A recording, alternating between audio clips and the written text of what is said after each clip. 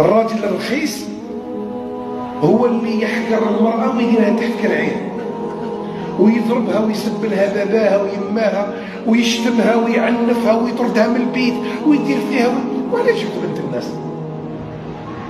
وعلاش؟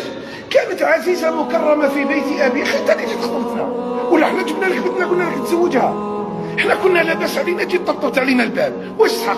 جيت الناس كلكم أعطوني بنتكم، أعطيناها لك درتها تحت كرعينك وأخذنا منكم ميثاق غليظ. ورا الميثاق الغليظ هذا أين هو؟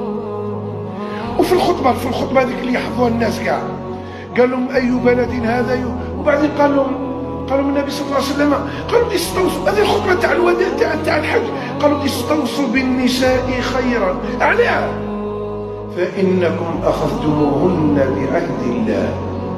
اديتها بعهد ربي. تعرف واش قلت لباباها؟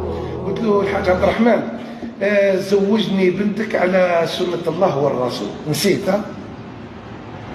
نسيت وليت تسب لها باباها وتسب لها يماها وتسب لها خاوتها وتشتمها وتضربها وتقسمها، تحب ديما تصغرها.